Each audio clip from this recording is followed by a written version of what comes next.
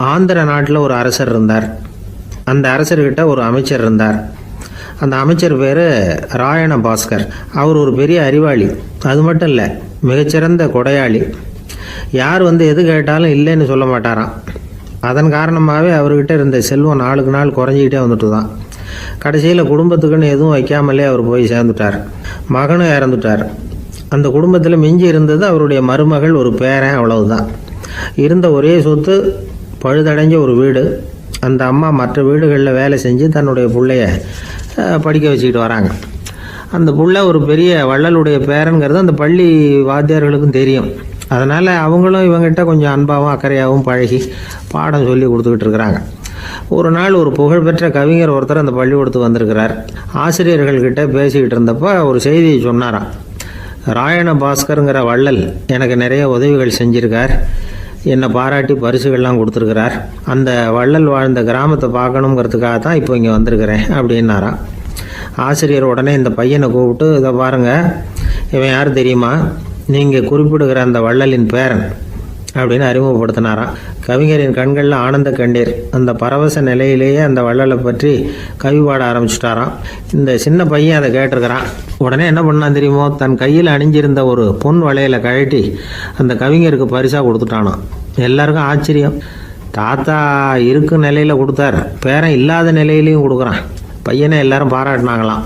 இருந்தாலும் அவனுக்குள்ள ஒரு பயம் எதுவும் ஆரம்பமாச்சு. பள்ளிக்கூடம் விட்டு வீட்டுக்கு வரும்பொழுது அந்த பயம் இன்னும் அதிகமாயிட்டுது. அம்மா என்ன சொல்லுவாங்களோ தெரியலையே, ஏதோ திடீர்னு தோணிச்சு வளையல கட்டி கொடுக்கணும்னு கொடுத்துட்டோம். குடும்பம் இருக்கிற நிலையில் இப்படி நான் செஞ்சது தப்பா? வீட்டு செலவுக்கே அம்மா எவ்வளவு கஷ்டப்படுறாங்க, வீட்டுக்கு போனதும் என்ன நடக்குமோ தெரியலையே அப்படின்னு நினச்சி பயந்துக்கிட்டே அவன் வீட்டுக்குள்ளே அடி எடுத்து வைக்கிறான். அம்மா கூப்பிட்டு சாப்பாடு போட்டாங்க. அவங்க கண்ணில் படக்கூடாதுங்கிறதுக்காக ஒரு கையை பின்னாடி மறைச்சிக்கிட்டே இருந்தான். அம்மா இதை கவனிச்சிட்டாங்க. உன் கையை ஏன் அப்படி வச்சிருக்கிற? உன் கைக்கு என்னாச்சு? ஏதாவது அடிபட்டு போச்சா அப்படின்னு கேட்டுக்கிட்டே கையை எடுத்து பார்க்குறாங்க. வளையல காணலை. வளையல் எங்கே அப்படின்னு கேட்குறாங்க. இவன் தயங்கிக்கிட்டே நடந்ததை சொல்கிறான். அது கேட்டதும் அந்த அம்மாவோட முகம் கோபத்தால் சவுந்து போச்சான். முட்டாளே, என்ன காரியம் பண்ண அப்படின்னு கன்னத்தில் அரைஞ்சிட்டாங்களாம். அம்மா, என்னை அடிக்காத, ஏதோ தெரியாமல் தப்பு பண்ணிட்டேன் அப்படின்ட்டுருக்கான். மகனே, வளையலை கொடுத்ததுக்காக நான் உன்னை அடிக்கலை அப்படிங்க, பின்ன எதுக்கு அடித்தேன்னு கேட்டிருக்கான். உன் பாட்டனார் ஒரு பெரிய வள்ளல். அவர் எதையும் பாதி வேலையை செய்கிறதில்ல. அவருடைய பேரை நீ அரைகுறை வேலை செஞ்சுட்டு வந்திருக்கிற அப்படின்னாங்களாம். என்னம்மா சொல்கிறேன்ருக்கான். நீ ஒரே ஒரு வளையலை மட்டும்தானே கட்டி கொடுத்துருக்குற. கொடுக்குறதா இருந்தால் ரெண்டையும் சேர்த்துல கொடுத்துருக்கணும். அதுதானே உங்கள் தாத்தாவுக்கு பெருமை அப்படின்னாங்களாம். அம்மா, தெரியாமல் இப்படி செஞ்சுட்டேன், உங்கள்கிட்டையும் அரை வாங்கிட்டேன் அப்படி இப்படின்னு அவன் சொல்லியிருக்கிறான். இப்போ அம்மா கொஞ்சம் இருங்க, அந்த கவிஞர் இன்னைக்கு நம்ம ஊரில் தான் தங்கியிருப்பார். நாளைக்கு காலையில் தான் அவர் எங்கே இருக்காருன்னு விசாரித்து இன்னொரு வளையலையும் கொடுத்துட்றேன் அப்படின்ட்டுருக்கான். மகனே, நல்ல செயல்களையெல்லாம் நாளைக்குன்னு ஒத்தி போடாத. நாளைக்கு என்ன நடக்குங்கிறது யாருக்கு தெரியும்? இப்போவே போ, எங்கே இருக்காருன்னு பாரு அப்படின்ட்டுருக்காங்க. மகன் புறப்பட்டான். பள்ளி ஆசிரியர்கிட்ட போய் கேட்டானா அந்த கவிஞர் எங்கே இருக்காருன்னு. அவர் சொன்னாராம். உடனே போய் அவர் இருக்கிற இடத்துல கதவை தட்டியிருக்கான். ராத்திரி நேரத்தில் இவனை கண்டதும் அவருக்கு ரொம்ப ஆச்சரியம். இவன் இன்னொரு கை வளையலையும் எடுத்து நீட்டியிருக்கான். அவர் திகைச்சு போய் நிற்கிறார். அவரால் என்ன பண்ணுறதுன்னே தெரியல. ஆனந்த கண்ணீர். இது பெரியவர்கள் கூற கேட்ட ஒரு வரலாறு. இன்னைக்கு இப்படிப்பட்டவங்களை பார்க்க முடியுமா? வறுமை வள்ளல் தன்மையை ஒன்று செய்து விடாதுங்கிறதுக்கு இது ஒரு உதாரணம். ஒருத்தன் இன்னொருத்தனை பார்த்து கேட்டானா, எங்கள் தாத்தா உங்கள் தாத்தாவுக்கு 100 ரூபா கடன் கொடுத்துருக்கிறார், அதை எப்போ திருப்பி கொடுக்க போகிறேன்னு. கவலைப்படாத, எங்கள் பேரன் அதை உங்கள் பேரன்ட்ட திருப்பி கொடுத்துருவான் அப்படின்னு நானா அவன்.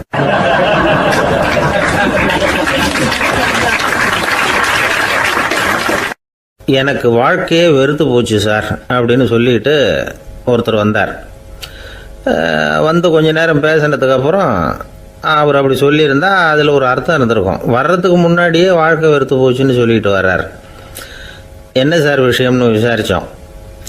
எங்கள் வீட்டில் தினம் 3 வேளையும் ஒரே மாதிரி சாப்பாடு சார், வித்தியாசமே கிடையாது. இப்படியே 3 மாதமாக சாப்பிட்டுக்கிட்டு இருக்கிறேன். அதை விட பட்டினி கிடந்து செத்துடலாம்னு தோணுது அப்படின்னார். ஒரு பெரியவர் சொன்ன தத்துவத்தை சொல்கிறதுக்கு ஆள் கிடைக்காம தவிச்சுக்கிட்டு இருந்தோம். இப்போ ஒருத்தர் கிடைச்சிட்டார். விட்டுலாமா? உடனே அவரை உட்கார வச்சு சொல்ல ஆரம்பிச்சிட்டோம். அதாவது நாம் அனுபவிக்கிற உணர்வுகளில் களிப்பு, மகிழ்வு, ஆனந்தம், இது 3க்கும் ஒன்றுக்கு ஒன்று வித்தியாசம் உண்டு. மேம்போக்காக பார்க்குறதுக்கு இது 3 ஒன்று மாதிரி தோணும். ஆனால் அது அப்படி இல்லை.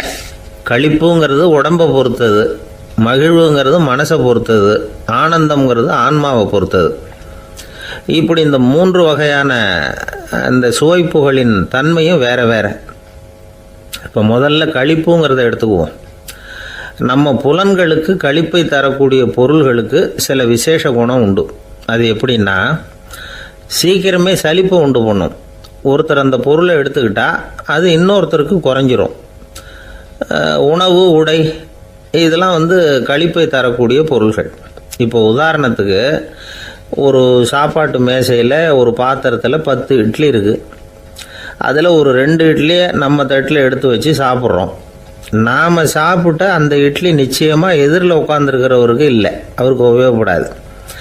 நாம் சாப்பிட்ட அதே இட்லியை அவரும் சாப்பிட முடியாது, அவர் வேற தான் எடுத்து வச்சுக்கணும்.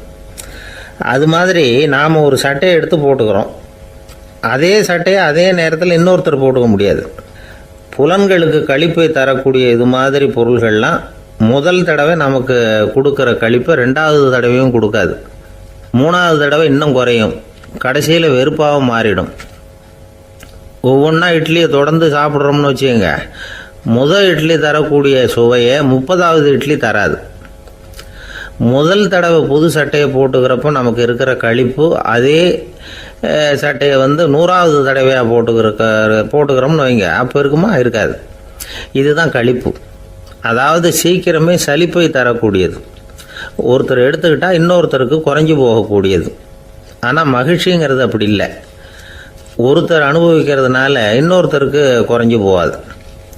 இப்போ காலையில் சூரியன் உதயம் ஆகிறத பார்த்து சந்தோஷப்படுறோம், அதையே இன்னொருத்தரும் பார்த்து சந்தோஷப்படலாம். ஒரு நல்ல சங்கீதத்தை கேட்குறோம், ஒரு அழகான ஓவியத்தை ரசிக்கிறோம், நீங்கள் ரசிக்கிற அதே நேரத்தில் இன்னொருத்தரும் அதை ரசிக்கலாம். அதனால் அது குறைஞ்சி போகிறதில்ல. இது மகிழ்வு. ஆனால் ஒன்று, ஒரே பாடலை திரும்ப திரும்ப கேட்டுக்கிட்டு இருந்தால் கடைசியில் அலுப்பு தட்டும். அதாவது மகிழ்வுங்கிறது எப்படின்னா, மற்றவங்களோட பகிர்ந்து கொள்றதுனால குறையாது. ஆனால் ஒரே பொருள் மீண்டும் மீண்டும் அனுபவிப்பை தர்றப்போ முதல்ல மகிழ்வு அதிகரித்து அதுக்கப்புறம் அது மங்கி மறைஞ்சு போயிடும். இதுதான் அந்த மகிழ்வுங்கிறதுக்கு இலக்கணம். சரி, இப்போ 3வதாக சுகம் தரக்கூடிய ஆனந்தம்ங்கிறது எப்படின்னா, இது நமக்கு உள்ளே இருந்து சுரக்கிறது. மனசு சலனங்கள்லேருந்து விடுபடுறப்போ இந்த ஆனந்தம் நமக்கு கிடைக்கும். இது நிலையான சுகம், ஆத்ம சுகம்.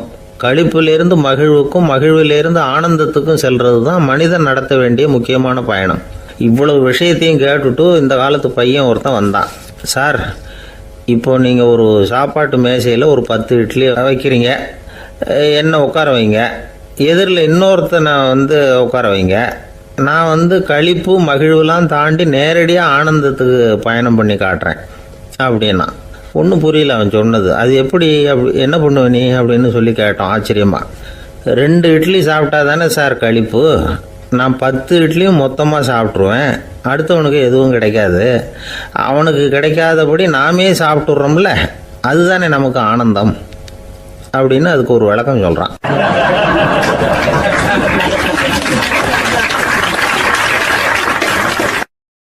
துஷ்டரை கண்டால் தூர விலகு, இப்படி ஒரு பழமொழி உண்டு. எதுக்காக இப்படி சொல்லி வச்சாங்க? துஷ்டன் ஏதாவது தொந்தரவு கொடுப்பான், அதனால் அவனை கண்டா பயந்துக்கிட்டு ஓடி ஒளிஞ்சிக்கோ அப்படின்னா இதுக்கு அர்த்தம் அப்படி இல்லை. ஒரு துஷ்டன் கிட்ட நெருங்கி போகிறோம்னு வச்சுக்கோங்க, அவன் நமக்கு கெடுதலான ஆலோசனைகள் எதையும் சொல்லலாம், அல்லது அவன் தீய உணர்வுகள் உள்ளவனா இருக்கலாம், அல்லது தீய செயல்கள் செய்யக்கூடியவனா இருக்கலாம், அல்லது தீய நட்புனால அவன் ஏற்கனவே கெட்டு போனவனா கூட இருக்கலாம். இப்படிப்பட்டவனை நெருங்கி போனால் அவனோட பாதிப்பு நமக்கும் வந்துடும். அதனால் விலகி போ அப்படின்னு சொல்கிறாங்க. இதையே கொஞ்சம் விவரமாக இப்போ பார்ப்போமே. இப்போ இந்த துஷ்டர்களை 4 வகையாக பிரிக்கிறாங்க. இந்த 4 வகைக்கும் உதாரணம் வேணும்னா வேற எங்கேயும் போக வேண்டியதில்லை, மகாபாரதத்தை பார்த்தாவே போதும். அதில் இந்த 4 வகையான தீயோரும் வர்றாங்க. முதல் வகைக்கு உதாரணம் சகுனி. இவன் மனசில் எப்பவும் தீய எண்ணங்கள் தான் நிறைஞ்சிருக்கும், கனவுல கூட தீய ஆலோசனைகள். யாராவது ஒருத்தர் நல்லபடியாக வாழ்ந்தா அதை இவனால் சகிச்சிக்க முடியாது. இப்படிப்பட்டவனோட நெருங்கிய தொடர்பு துரியோதனனுக்கு கிடைச்சிது. துரியோதனன் எப்படின்னா, அவன் ஏற்கனவே தீய காரியங்கள் செய்யறதுக்கு தயங்காதவன். அப்படிப்பட்டவனுக்கு தீய போதனைகள் செய்யறதுக்கு சகுனி உதவுனா. இந்த 2 பேரோட சகவாசம் இன்னொருத்தனுக்கு கிடைச்சது. அவன் யாருன்னா துச்சாதனன். அவன் தீய நடத்தை உள்ளவன். இந்த 3 பேரும் ஒன்று சேர்ந்தா என்னத்துக்கு ஆகும்? உலகமே கெட்டு போடும்ல. இந்த 3 துஷ்டர்களோட நல்லவன் ஒருத்தன் வந்து சேர்ந்தான். அவன் தான் கர்ணன். கர்ணன் இயல்பாவே உத்தம குணம் உள்ளவன். அவன் நல்லவங்களோட சேராம இப்படிப்பட்ட கெட்டவங்க கிட்ட நட்பு வச்சுக்கிட்டான். அதனால அவனும் தீய செயல்களில் ஈடுபடுறது மாதிரி ஆயிடுது. துரியோதனனுடைய நண்பனா அவனுடைய ஆதரவுல வளர்ந்ததுனால அவனுக்கு துணையா இருக்க வேண்டி இருக்குது அப்படின்னா. நட்பு உரிமையினால உதவி புரிய வேண்டியது சரிதான், அது தப்புன்னு சொல்ல முடியாது. இருந்தாலும் தீய செயல்களுக்கு உதவி செய்யறது சரியில்லை. புத்தி பலம் புஜ பலம் எல்லாம் இருந்தா கூட தெய்வ பலம் இல்லைன்னா ஜெயிக்க முடியாது. கர்ணன் மகா வீரன். இருந்தாலும் கடைசியில் அவன் கதி என்னாச்சு? அவங்ககிட்ட எல்லா நல்ல குணங்களும் இருந்தது. இருந்தாலும் ஏன் இப்படி ஆச்சு? தீயவர்களுடைய சேர்க்கை தான் காரணம். அவங்களோட சேர்ந்ததுனால இவனையும் அப்படியே நினைக்க ஆரம்பிச்சுட்டாங்கல்ல. 4 வகை துஷ்டர்கள்ல இவனும் ஒரு வகை அப்படின்னு சொல்ல ஆரம்பிச்சிட்டாங்க. அதாவது தீய ஆலோசனைக்கு சகுனி, தீய உணர்வுகளுக்கு துரியோதனன், தீய செய்கைக்கு துச்சாதனன், தீய நட்புக்கு கர்ணன். இப்படி உதாரணமாயிட்டான். அதனாலதான் துஷ்டரை கண்டால் தூர விலகு அப்படின்னு சொன்னாங்க. அது புராண காலம். இப்பெல்லாம் நிலைமை கொஞ்சம் வேற விதமா இருக்குது. அன்னைக்கு ஒரு நாள் அப்படிதான் ஒரு காட்டு பாதையில யாரோ ஒருத்தர் அடிபட்டு கிடந்தார். யாரோ ஒரு துஷ்டன் அவனை அடிச்சு போட்டுட்டு போயிட்டான் போல இருக்கு. அந்த வழியா போன ஒருத்தர் பரிதாபப்பட்டு அவனை போய் தூக்குனார். ஆறுதல் சொன்னார், இதை பாருங்க, இந்த வழியா எப்பவும் தனியா வரக்கூடாது. ஏன்னா இங்க ஒரு ரவுடி இருந்துகிட்டு வர்றவங்க போறவங்களெல்லாம் வழிப்பறி பண்ணிட்டு இருக்கிறதா கேள்விப்பட்டிருக்கிறேன் அப்படின்னாராம். இனிமே அப்படி கேள்விப்பட மாட்டீங்க அப்படின்னு அந்த ஆளு. ஏன்னு கேட்டிருக்காரு இவர். அவன் சொல்லியிருக்கான், நான் தான் சார் அந்த ரவுடி. இந்த வழியா போனவங்க கிட்ட தகராறு பண்ணேன். அவங்க தான் என்ன இப்படி அடிச்சு போட்டு என்கிட்ட இருந்த பணத்தையெல்லாம் பிடுங்கிட்டு போட்டாங்க சார். காலம் ரொம்ப கெட்டு போச்சு அப்படின்னு நானா ரொம்ப பரிதாபமா.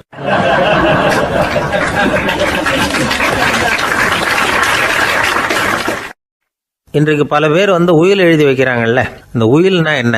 அதாவது ஒரு நபர் தனக்கு பின்னாடி தன்னுடைய சொத்துக்கள் யாருக்கு போய் சேரணும்னு நினைக்கிறாரோ அந்த நினைப்பை சட்டப்படி உறுதிப்படுத்துறது தான் உயில். சரி, உயிலை யார் எழுதலாம்? 18 வயசு பூர்த்தியான யாரும் உயில் மூலமா சொத்துக்களை விநியோகிக்கலாம். கண் பார்வை இல்லாதவங்க, காது கேளாதவங்க, வாய் பேச முடியாதவங்க, இவங்கெல்லாம் கூட உயில் எழுதி வைக்கலாம். புத்தி சுவாதீனம் இல்லாதவங்க கூட சில சமயம் புத்தி தெளிவா இருந்தா உயில் எழுதலாமா. குடிபோதையில் இருக்கிறவங்க, தாங்கள் என்ன செய்யறோங்கிறது தெளிவா அறிய முடியாதவங்க, நோய் நொடியில் இருக்கிறவங்க, இவங்கெல்லாம் உயில் எழுத முடியாது. ஒருத்தரை நிர்பந்தப்படுத்தி ஏமாத்தி அல்லது சுய நினைவில்லாத ஒருத்தர்கிட்ட எழுதி வாங்கி வைக்கிற உயில் செல்லாது. உயிலை இந்த முறையில தான், இந்த படிவத்தில் தான் எழுதணும்னு சட்டத்தில் விதி எதுவும் கிடையாது. இதுக்கு முத்திரை கட்டணமும் கிடையாது. உயிலை வெற்று காகிதத்தில் எழுதலாம். அச்சடிக்கணும், டைப் அடிக்கணுங்கிற அவசியம் கூட இல்லை. கையாலேயே கூட எழுதலாம். எழுதி இருக்கிறது புரியணும், அவ்வளவுதான். குறைந்தபட்சம் 2 சாட்சிகளை வச்சுக்கிட்டு உயில் எழுதுறவர் அதில் கையெழுத்து போடணும். கையெழுத்து போட தெரியாதுன்னா இடது கை பெருவிரல் ரேகை வைக்கலாம். உயில் சாசனத்துக்கு சாட்சிகள் கையெழுத்து இல்லைன்னாலும் அது செல்லாது. அப்புறம் பிரிவிலேஜ்டு வில் அப்படின்னு இருக்கு. அதுக்கு மட்டும் சாட்சிகள் தேவையில்லை. அது என்னன்னா, இந்த விமானப்படை, கப்பல் படை அல்லது யுத்தத்தில் பணிபுரியும் நபர்கள் அவங்கெல்லாம் இருக்கிறாங்க இல்லையா, அப்படிப்பட்டவங்க எழுதுகிற உயில் அது. அதுக்கு சில விசேஷ சலுகைகள் உண்டு. ஒருத்தர் முதல்ல ஒரு உயில் எழுதி வைக்கிறார், அதுக்கப்புறம் மனசு மாறி போகுது, அது வேணாம்னு நினைக்கிறார், ரத்து செஞ்சுடலாம். அதுக்கப்புறம் வேற உயிலும் எழுதலாம். உயிரோடு இருக்கிற வரைக்கும் எத்தனை தடவை வேணும்னாலும் உயில் எழுதலாம். கடைசியாக எழுதப்பட்ட உயில் சட்டப்படி சரியா இருந்தா அதுதான் அமலுக்கு வரும். சரி, எழுதுகிற உயிலை ரகசியமா வச்சிருக்கிறது எப்படி? இது ஒரு கேள்வி. இதுக்கு என்ன செய்யணும்னா, ஒருத்தர் உயிலை எழுதினதுக்கு அப்புறம் அவர் தானாவோ அல்லது அங்கீகரிக்கப்பட்ட முகவர் மூலமாகவோ, அதாவது ஒரு ஏஜென்ட் மூலமாகவோ, ஒரு கவரில் போட்டு சீல் வச்சு கவர் மேலே தன்னுடைய பெயரை எழுதி அல்லது அந்த ஏஜென்ட் பெயரை எழுதி கவர் மேலே என்ன அடக்கம் செய்யப்பட்டிருக்கு, உள்ள என்ன இருக்குது அப்படிங்கிற விவரம்லாம் எழுதி சார் பதிவாளர்கிட்ட ஒப்படைக்கலாம். இதுக்கு கட்டணம் உண்டு. அதுக்கப்புறம் எப்போ தேவைப்படுதோ அப்போ ஒரு மனு கொடுத்து அந்த கவரை திருப்பம் வாங்கிக்கலாம். இப்போ எழுதுகிற உயில இவ்வளவு நாளுக்குள்ளே பதிவு செய்யணுங்கிற கால வரையறை உண்டா அப்படின்னு ஒரு கேள்வி வரலாம் இல்லையா? எப்போ வேணும்னாலும் பதிவு செய்யலாம். நம்மால் ஒருத்தர் ஒரு நாள் ரொம்ப அவசரமாக வந்தார். இந்த உயில் எழுதுறது சம்பந்தமாக பூரா விவரமாக எனக்கு உடனே தெரியணும்னார். நான் உடனே அவரை வக்கீல் ஒருத்தர்கிட்ட அழைச்சிட்டு போனேன். இவர் அவர்கிட்ட எல்லா விவரமும் கேட்டு தெரிஞ்சுக்கிட்டார். ரொம்ப தேங்க்ஸ்ன்னு சொல்லிவிட்டு 2 பேரும் வெளியில் வந்தோம். அதுக்கப்புறம் இவர்கிட்ட கேட்டேன், ஆமாம் இவ்வளவு விவரமாக கேட்குறீங்களே, உங்களுக்கு எத்தனை பிள்ளைங்க சார் அப்படின்னு கேட்டேன். 6 பேர் சார் அப்படின்னார். சரி, இருக்கிற சொத்து எவ்வளவுன்னு கேட்டேன். அதை இனிமே தான் சம்பாதிக்க போகிறேன் அப்படின்னார்.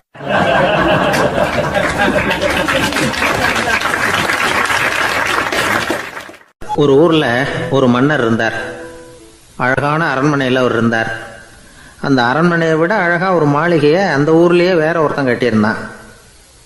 அப்படி கட்டி முடித்ததில் அவனுக்கு ரொம்ப பெருமை.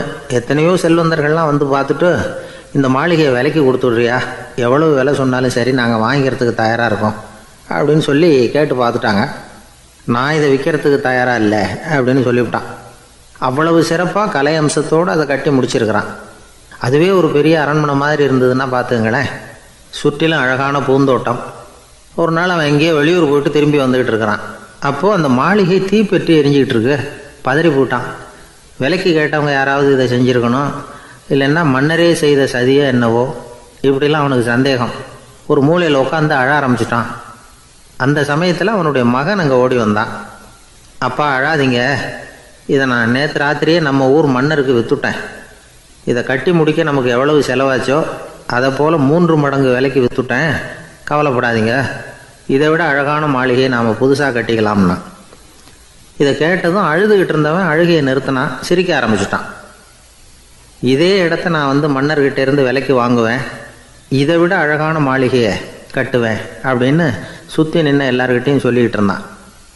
இந்த சமயத்தில் அவனோட இளைய மகன் ஓடி வந்தான். அப்பா, அண்ணன் சொன்னதெல்லாம் சரிதான், மன்னர்கிட்ட விலை பேசினதெல்லாம் உண்மைதான், ஆனால் விற்றது பேச்சு அளவில் தான். இனிமேல் தான் பத்திரம் வாங்கணும், எழுதணும், நீங்கள் கையெழுத்து போடணும், பதிவு பண்ணணும், மன்னர்கிட்ட பணம் வாங்கணும். அதுக்காகத்தான் உங்களை எதிர்பார்த்துக்கிட்டு இருந்தோம். அதுக்குள்ளே இப்படி ஆயிட்டுதுன்னா. இப்போ சிரிச்சுக்கிட்டு இருந்தவன் சிரிப்பை நிறுத்தினான்.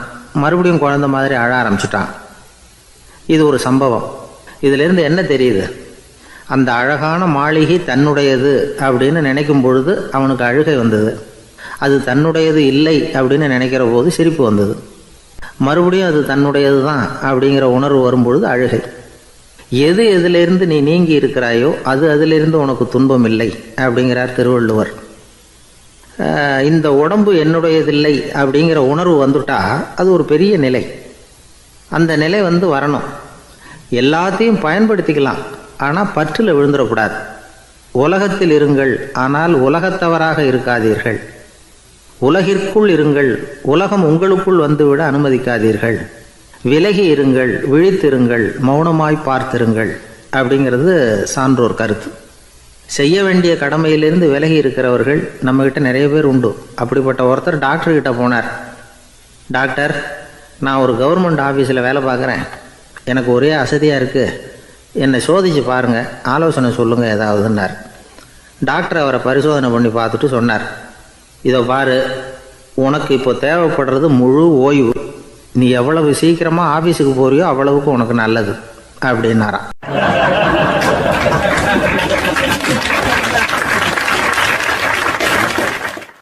ஒரு ஊரில் ஒரு ஆள் இருந்தான். கற்பனையிலேயே காலத்தை கடத்திக்கிட்டு இருந்தான். ஒரு நாள் ஒரு மரத்தடியில் உட்காந்துருந்தான். அவனுக்கு பசிக்கிற மாதிரி தெரிஞ்சுது. உடனே கற்பனையிலேயே சாப்பிட ஆரம்பிச்சிட்டான். அதாவது எதிரில் இலை போட்டு சாப்பாடு போடப்பட்டிருக்கிறதாகவும் அதை இவன் சாப்பிட்றதாகவும் நினச்சிக்கிட்டு கையை மட்டும் வாய்க்கும் தரைக்குமா அப்படியும் இப்படியும் கொண்டுகிட்டு போய் பாவனை பண்ணிக்கிட்டே இருக்கிறான். தூரத்தில் இருந்து பார்க்குறவங்களுக்கு இவன் ஏதோ பலமான விருந்து சாப்பிட்டுக்கிட்டு இருக்கிறான் அப்படின்னு தான் தோணும். அது மாதிரியே பண்ணிக்கிட்டு இருந்தான். அந்த வழியாக ஒரு சன்னியாசி வந்துக்கிட்டு இருந்தார். இவனை பார்த்தார். என்ன இவன் இப்படி பண்ணிகிட்டு இருக்கிறானே அப்படின்னு நினச்சாரு. கொஞ்ச நேரம் அவனையே உத்து பார்த்துக்கிட்டு இருந்தார். இவரை பார்த்ததும் அவன் இன்னமும் சுவாரஸ்யமாக சாப்பிட ஆரம்பிச்சிட்டான். அப்பப்பா, என்ன இது, இந்த குழம்பு இவ்வளவு காரமாக இருக்குது, என்னுடைய நாக்கே எரிஞ்சு போடும் போல இருக்கு அப்படின்னு சொல்லிக்கிட்டு பக்கத்தில் ஒரு குவளையை எடுத்து தண்ணி குடிக்கிறது மாதிரி பாவனை பண்ணுறான். அப்பாடா இப்போ கொஞ்சம் பரவாயில்ல அப்படின்னு சொல்லிக்கிட்டு குவளையை கீழே வைக்கிறது மாதிரி ஒரு பாவனை பண்ணுறான். சன்னியாசி பார்த்தார். என்னப்பா சாப்பாட்டில் காரம் அதிகமோ அப்படின்னார்.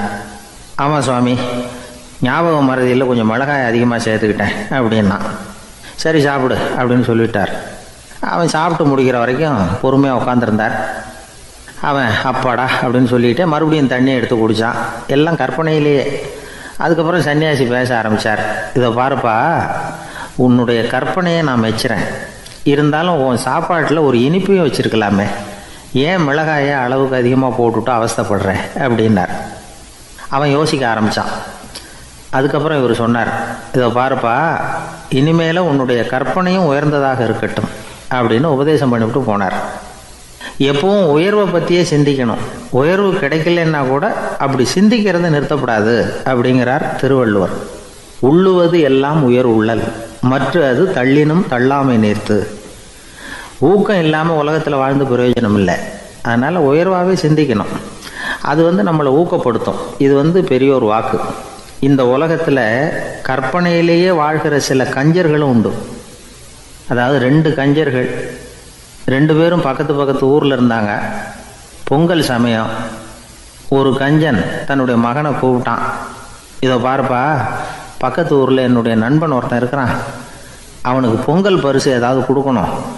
நான் ஒரு 4 ஆட்டுக்குட்டியை தரேன், நீ கொண்டுகிட்டு போய் கொடுத்துட்டு வந்து விட்றியா அப்படின்னு கேட்டான். சரி, நான் புள்ள ஒரு பைய கையில் எடுத்துக்கோன்னா. அவன் எடுத்துக்கிட்டான். இந்த ஆட்டுக்குட்டி பிடிச்சிக்கோ அப்படின்னு சொல்லி ஒவ்வொன்றா போடுறேன் பார் அப்படின்னு சொல்லிட்டு 1 2 3 4 அப்படின்னு எண்ணிக்கிட்டே வெறும் சைகையாலேயே ஆட்டுக்குட்டியை பிடிச்சி போடுறது மாதிரி பாவனை பண்ணிகிட்டு இருக்கிறான். அவன் பிள்ளையும் அது ரொம்ப அக்கறையாக வாங்கிக்கிறது மாதிரி வாங்கிக்கிட்டு அந்த பையை தூக்கிக்கிட்டு அடுத்த ஊருக்கு போகிறான். இவன் அங்கே போய் சேர்ந்த நேரத்தில் அந்த கஞ்சன் ஊரில் இல்லை, எங்கேயோ வெளியில் போயிருக்கிறான். அவனோட புள்ள மட்டும்தான் வீட்டில் இருந்தான். இவன் அவன்கிட்ட, இதை பாரு, எங்கள் அப்பா உங்கள் அப்பாவுக்கு ஆட்டுக்குட்டி கொடுத்து அனுப்பியிருக்கிறாரு, பிடிச்சிக்கோ அப்படின்னு சொல்லி பாவனையிலேயே ஒவ்வொன்றா எடுத்து அவங்ககிட்ட கொடுத்துட்டான். அவனும் வாங்கிட்டான் வாங்கிறது மாதிரி. அப்புறம் சொன்னான், சரிப்பா, நானும் பதிலுக்கு ஏதாவது ஒன்றுகிட்ட கொடுக்கணும் இல்லையா, அதனால் அந்த பையை பிடி, ஒரு 10 எலுமிச்சம்பழம் தரேன், பதிலுக்கு அதை நீ எடுத்துகிட்டு போ அப்படின்னு சொல்லி கையாலேயே ஒவ்வொன்றா எடுத்து போடுறது மாதிரி பாவனை பண்ணிவிட்டான். அவனும் ரொம்ப நன்றி அப்படின்னு சொல்லிவிட்டு அதை வாங்கிட்டு போயிட்டான். கொஞ்ச நேரம் கழித்து வெளியில் போயிருந்த அப்பங்காரன் திரும்பி வந்தான்.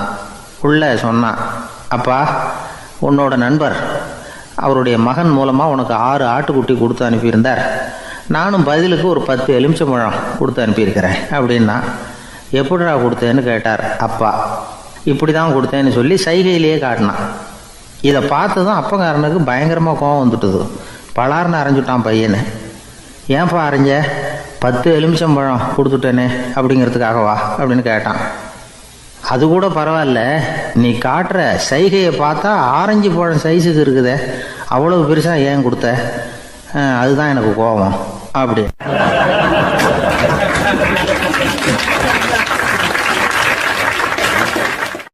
ஒரு நண்பர் யாருக்கோ ஃபோன் பண்ணிகிட்டு இருந்தார். அவர் பேசி முடித்ததும் நான் அவரை பார்த்து, இப்போ ஃபோன் பண்ணிங்களே, அந்த ஃபோன் நம்பர் என்ன அப்படின்னு கேட்டேன். அவர் தலையை சொரிஞ்சுக்கிட்டார். ஞாபகம் வரலன்னார். சரி சார், அதை விடுங்க, உங்கள் மனைவி பேர் என்ன அப்படின்னு கேட்டேன். மாலதின்னார். என்ன சார் இது வேடிக்கை, கொஞ்ச நேரத்துக்கு முன்னாடி பேசின ஃபோன் நம்பர் மறந்து போச்சு. எப்போவோ கல்யாணம் பண்ணிக்கிட்ட மனைவி பேர் மறக்கலை, அதை கரெக்டாக சொல்லிவிட்டீங்களே அப்படின்னு கேட்டேன்.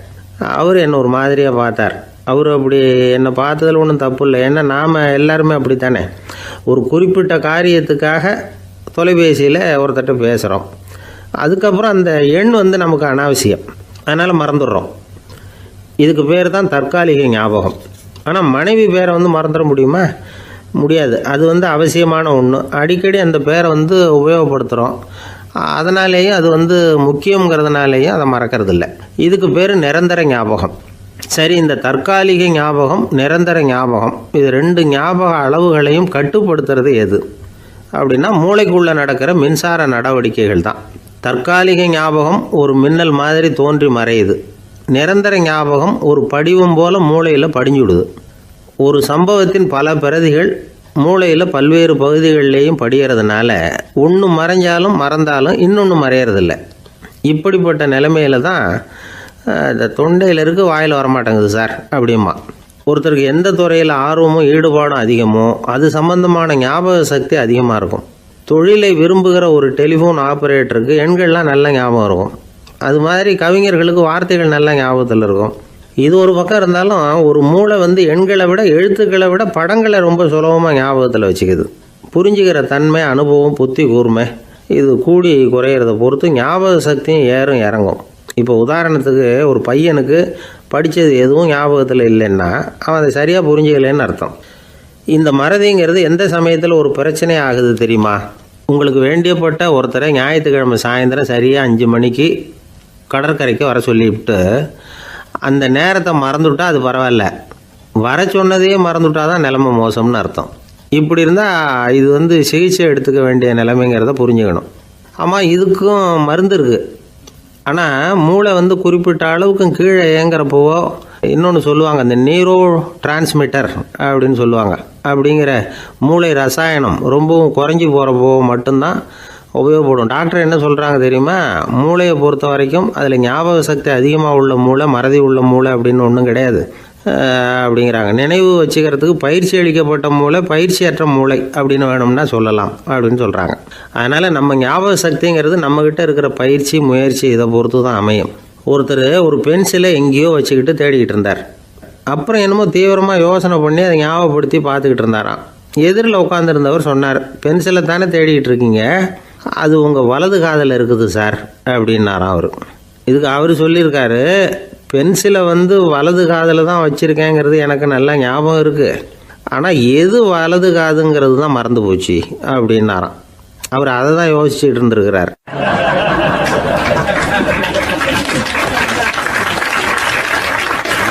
எனக்கு ஒரு உதவி செய்யணும் அப்படின்னு நம்மளை பார்த்து ஒருத்தர் கேட்குறாருன்னு வச்சுங்களேன், உடனே நாம் அவரை பார்த்து என்ன உதவின்னு கேட்போம். இதுதான் சராசரி மனிதர்களின் இயல்பு. ஆனால் ஒருத்தர் எனக்கு ஒரு உதவி செய்யணும் அப்படின்னு கேட்ட உடனே என்ன உதவின்னு கூட கேட்காம சரி செய்கிறேன் அப்படின்னு ஒத்துக்கிறது இருக்கு பாருங்கள், அது கொஞ்சம் அபூர்வம். அந்த காலத்தில் ஒருத்தர் இருந்தார். அவர் எப்படி தெரியுமா? உதவி கேட்குறவங்க நல்லவங்களா கெட்டவங்களா அப்படின்னு கூட பார்க்கல, தனக்கு நன்மையா தீமையா அப்படின்னு கூட பார்க்கல, உதவி செய்கிறேன்னு புறப்பட்டு விட்டார். அவர் யார் தெரியுமா? அவர் தான் நல சக்கரவர்த்தி. அவர் மாதிரி நாமும் உதவி கேட்குறவங்களுக்கு உடனே உதவி செய்கிறதுக்கு தயாராக இருக்கணும் அப்படின்னு சொன்னார் ஒரு ஆன்மீக பேச்சாளர். நல சரித்திரத்தை அவர் சொல்லிக்கிட்டு இருந்தார். இந்திரன், அக்னி, வருணன், யமன் இவங்க 4 பேரும் நலனை பார்த்து எங்களுக்கு நீ உதவி செய்யணும், எங்களுக்காக நீ தூது போகணும் அப்படின்னு கேட்குறாங்க. யாருக்கிட்ட தூது போகணும், என்ன காரியத்துக்காக போகணும் அப்படின்னு கேட்கணும்ல. நலன் அப்படி கேட்கவே இல்லை, உடனே சரின்னு ஒத்துக்கிறான். அதுக்கப்புறம் அவங்க விவரம் சொல்கிறாங்க, என்ன உதவி, யாருக்கிட்ட தூது போகணும் அப்படிங்கிற விவரத்தை சொல்கிறாங்க. நலனுக்கும் அப்புறம்தான் புரியுது, எந்த தமயந்தியை இவன் காதலிச்சானோ, எந்த தமயந்தின் சுயமரத்துக்காக இவன் போய்கிட்டு இருக்கிறானோ அந்த தமயந்தியை பார்த்து தங்களுக்காக அவகிட்ட வாதாடணும், பேசணும், தங்களில் ஒருத்தரை கல்யாணம் பண்ணிக்கும்படியாக கேட்கணும் அப்படின்னு அவங்க 4 பேரும் நலன்கிட்ட கேட்குறாங்க. இதை கேட்டதும் நலன் கொஞ்சம் கூட முகம் சுளிக்கலை, பதட்டப்படலை. நேராக தமயந்தி கிட்ட போகிறான். இந்திரன், அக்னி, வருணன், யமன் இவங்களோட சிறப்புகளை எடுத்து சொல்கிறான். இவங்களில் ஒருத்தரை கல்யாணம் பண்ணிக்கலாம் அப்படின்னு சொல்லி கேட்டுக்கிறான். ஆனால் இதுக்கு தமயந்தி சம்மதிக்கலை. சுயமரம் நடக்குது, அவள் நலனை தேர்ந்தெடுக்கிறாள். அந்த 4 பேரும் நலனுக்கு நிறைய வரங்கள்லாம் கொடுக்குறாங்க. அதுக்கப்புறம் இப்படி போகுது கதை. இதில் நாம் கவனிக்க வேண்டியது என்னென்னா, உதவின்னு கேட்ட உடனே என்ன உதவின்னு கேட்காம சரி செய்கிறேன்னு சொன்னான் பாருங்கள், அதை கொஞ்சம் சிந்திக்கணும். செய்கிறேன்னு ஒத்துக்கிட்டதுக்கு அப்புறம் அது என்ன உதவின்னு தெரிஞ்சும் முகம் சுளிக்காமல் அதை செஞ்சான் பாருங்கள், அதையும் கொஞ்சம் சிந்திக்கணும். நம்மளால் ஒருத்தர் ஒரு நண்பனை தேடி போனால் எனக்கு ஒரு உதவின்னா சரி சொல்லுன்னா, இப்போ உங்ககிட்ட 2 கார் இருந்தால் என்ன பண்ணுவேன்னா உடனே அதில் ஒன்று உங்ககிட்ட கொடுத்துருவேன்னா, அவன் உங்ககிட்ட 2 பங்களா இருந்தால் என்ன பண்ணுவேன்னா அதில் ஒன்று உங்ககிட்ட கொடுத்துருவேன்னா, உங்ககிட்ட 2 பேனா இருந்தால் என்ன பண்ணுவேன்னா அதில் ஒரு பேனாவை உங்ககிட்ட கொடுக்க மாட்டேன்னா அவன். ஏன்டா அப்படி சொல்கிறேன்னா, ஏன்னா இப்போ நிஜமாகவே என்கிட்ட 2 பேனா இருக்குது, அதனால் அப்படி சொல்கிறேன் அப்படின்னு நானா அவன்.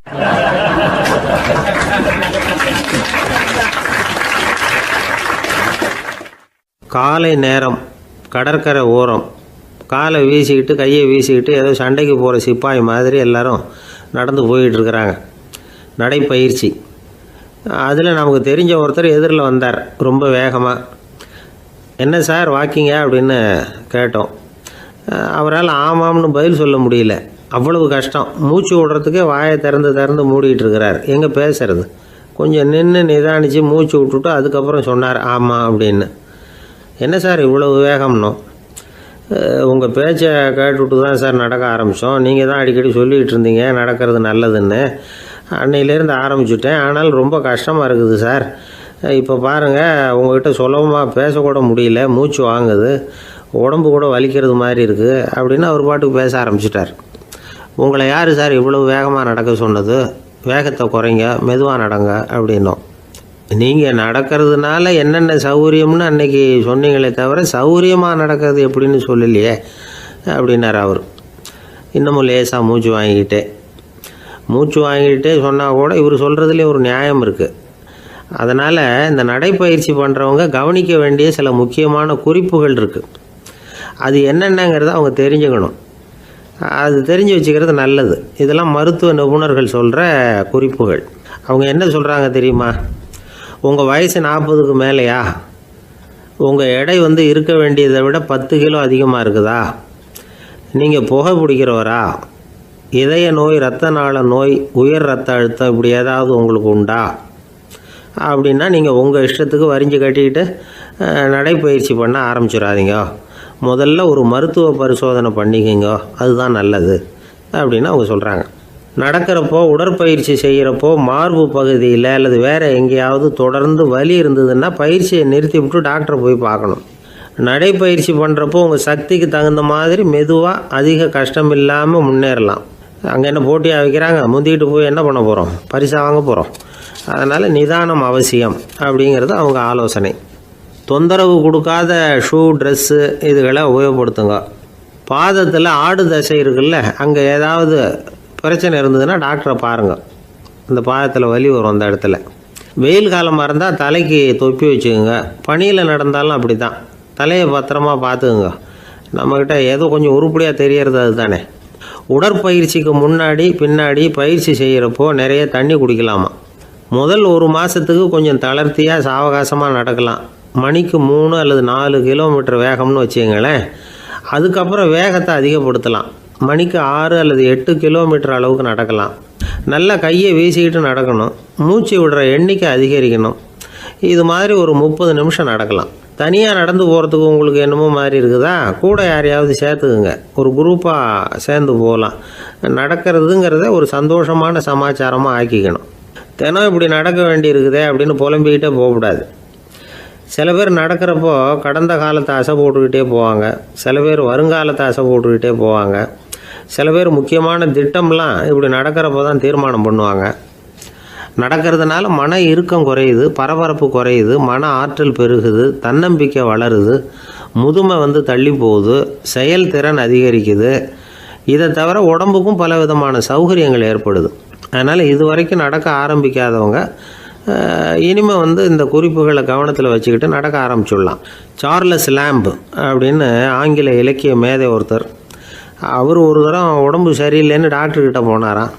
டாக்டர் அவரை பார்த்துட்டு, நீங்கள் தினமும் காலையில் வெறும் வயத்தில் நடக்கணும் அப்படின்னாராம். வெறும் வயத்தில் நடக்கிறதுக்கு நான் தயார், ஆனால் வயிறு கிடைக்கணுமே சார். யார் வயத்து மேலே நடக்கிறது டாக்டர் அப்படின்னு கேட்டாராம் இவர்.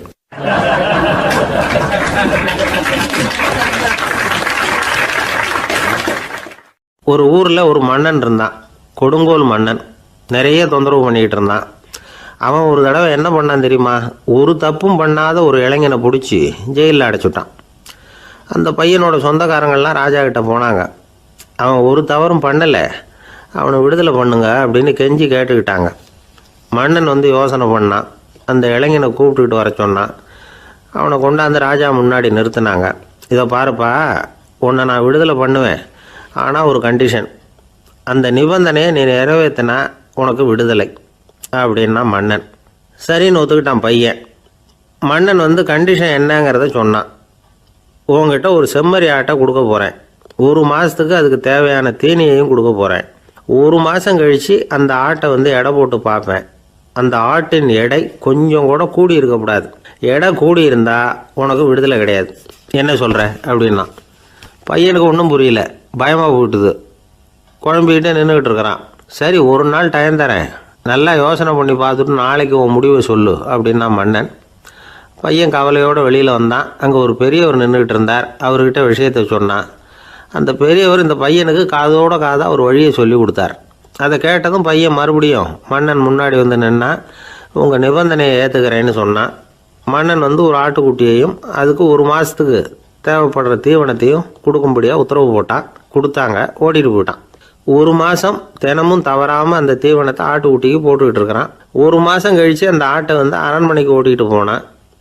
மன்னன் அதை எடை போட்டு பார்க்குறான். எடை கூடவே இல்லை, அப்படியே தான் இருக்குது. உடனே போட்ட நிபந்தனைப்படி அந்த இளைஞனை வந்து விடுதலை பண்ணிவிட்டான். சரி, ஆட்டுக்கு எடை கூடாமல் இருக்கிறதுக்கு அந்த பெரியவர் சொல்லி கொடுத்த யோசனை என்ன அப்படின்னா, அது வேற ஒன்றும் இல்லை. அந்த ஆட்டுக்கு எதிரில் அது கண்ணில் படுற மாதிரி ஒரு ஓநாயை கட்டி போட சொன்னார். அவ்வளவுதான். ஆட்டுக்கு ஓநாய்ங்கிறது பிறவி பகை. ஓநாயை பார்த்தா ஆடு நடுங்க ஆரம்பிச்சிடும், அவ்வளவு பயம். தினமும் அந்த ஆடு பயந்துக்கிட்டே தேனி சாப்பிட்டுது, எடை கூடல. அதுதான் ரகசியம்.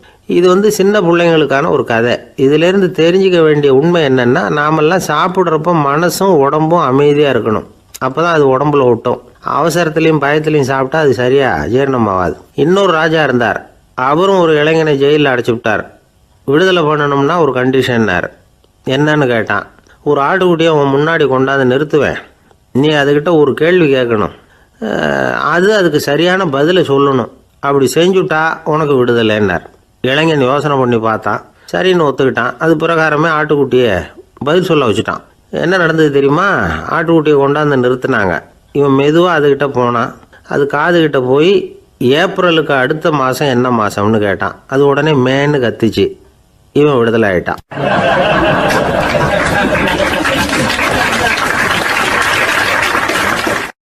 ஒரு அப்பாவுக்கு 2 பிள்ளைங்க. மூத்தவன் ரொம்ப அடக்கம். அப்பா எது சொன்னாலும் கேட்பான், பெரியவங்களுக்கு கீழ்ப்படிஞ்சு நடப்பான். இளையவன் அப்படி இல்லை, தான் நினச்சதை தான் சொல்லுவான், செய்வான். அடுத்தவங்க சொல்கிறத கேட்க மாட்டான், அடங்கி நடக்க மாட்டான். இந்த 2 பேரில் யாரை வந்து உங்களுக்கு பிடிக்கும்? பெரியவனை தான் பிடிக்கும். ஏன்னா அவன் தான் சொல்கிற பேச்சை கேட்குறவன் அப்படின்னு சொல்லுவீங்க. ஆனால் ஒரு ஞானி என்ன சொல்கிறார் தெரியுமா? ஒரு குழந்தை அதன் அறிவுக்காக மதிக்கப்பட வேண்டுமே தவிர அதனுடைய கீழ்ப்படியும் தன்மைக்காக அல்ல அப்படிங்கிறார். நம்ம குழந்தைகளை வந்து சுயமாக சிந்திக்கிறதுக்கு நாம் விடுறதில்லை. மற்றவங்கள பார்த்து காப்பி அடிக்கிறதுக்கு தான் நாம் அவங்களுக்கு கற்றுக் கொடுக்குறோம். புகழ்பெற்ற மனிதர்கள் சிலருடைய பேரை சொல்லி, நீயும் அவர் மாதிரி ஆகணும், இவர் மாதிரி ஆகணும் அப்படின்னு சொல்லிகிட்டே இருக்கிறோம். குழந்தைகள் வந்து தங்களுடைய தனித்தன்மையை வளர்த்துக்கிறதுக்கு நாம் தடையாக இருக்கிறோம். ஒரு குழந்தைகிட்ட அனாவசியமாக வந்து நம்பிக்கையை வளர்த்துடக்கூடாது, எந்த கோட்பாட்டையும் திணிக்கக்கூடாது. நாம் ஏற்கனவே அர்த்தமில்லாத கருத்துக்களையும் கொள்கைகளையும் மனசில் போட்டு நிரப்பி வச்சிருக்கிறோம். இந்த உலகத்துக்கு புதுசாக வந்து சேர்ந்திருக்கிற ஒரு குழந்தையின் தூய்மையான மனசில் நம்ம கருத்துக்களை அறிமுகம் செய்ய அல்லது திணிக்கிறதுக்கு நமக்கு எந்த அதிகாரமும் கிடையாது. ஒரு குழந்தைய நீ இந்த மதத்தை சேர்ந்தவன் அப்படின்னு பிறந்ததுமே ஒரு முத்திரை குத்தி விடுறோம். இது அதோட சுதந்திரத்தை ஆரம்பத்திலேயே கிள்ளி எறிகிறது மாதிரி தான். நீங்கள் ஒரு மதத்தின் வழிமுறைகளை கடைப்பிடிச்சிக்கிட்டு வர்றீங்க, அந்த வழியில் போய்கிட்டு இருக்கிறீங்க, சரி, அதனால் போகிறீங்க. அதுக்காக உங்கள் குழந்தையையும் அதே வழியில் தான் வரணும் அப்படின்னு கட்டாயப்படுத்துறதுக்கு உங்களுக்கு என்ன உரிமை இருக்குது? அந்த குழந்தை சுயமாக சிந்திச்சு ஒரு முடிவுக்கு வரட்டுமே, அதுக்கு நீங்கள் ஏன் தடையாக இருக்கிறீங்க? நமக்கு உண்மையிலேயே நம்ம குழந்தை மேலே அன்பு இருந்தால் இது மாதிரி திணிப்பு வேலைகளை செய்யக்கூடாது. திணிப்பு வேலைகளிலிருந்து குழந்தைகளை காப்பாற்றினா போதும். அதுதான் ரொம்ப முக்கியம். அடுத்த தலைமுறை அற்புதமான தலைமுறையாக உருவாகும். நாம் தான் சாதி மத சங்கடங்களில் மாட்டிக்கிட்டு தவிக்கிறோம். அவங்களாவது சாதி மத வேறுபாடு இல்லாத சமுதாயத்தை பார்க்கட்டுமே, அந்த சௌகரியங்களை அனுபவிக்கட்டுமே. அதுக்கு நாம் என்ன செய்யணும்னா ஒன்றும் செய்யாமல் இருந்தால் போதும். ஒரு குழந்தைகிட்ட நம்ம கருத்தை திணிக்கும் பொழுது என்ன ஆகுது தெரியுமா? அது வந்து அவனை அவங்ககிட்ட இருந்தே அப்புறப்படுத்தி விடுது. அவனுடைய தனித்தன்மையை அழிச்சுடுது. அவனை ஒரு எல்லைக்குள்ளே திணிச்சுடுது. இதெல்லாம் அன்புங்கிற பேரால் பெற்றோர்கள் செய்கிற தப்பு. இதெல்லாம் கேட்டுக்கிட்டு இந்த காலத்தில் அப்பா ஒருத்தர் சொன்னார், நான் கருத்துக்களை எல்லாம் என் பையன்கிட்ட திணிக்கிறது இல்லைங்க, ஆனால் அதிகமாக சாப்பிட சொல்லி கட்டாயப்படுத்துவேன் அப்படின்னார். உங்கள் வீட்டு சமையல் அவ்வளோ நல்லா இருக்குமான்னு கேட்டாங்க. நல்லா இருந்தால் நான் ஏன் அவனை சாப்பிட சொல்லி கட்டாயப்படுத்த போகிறேன் அப்படின்னார்.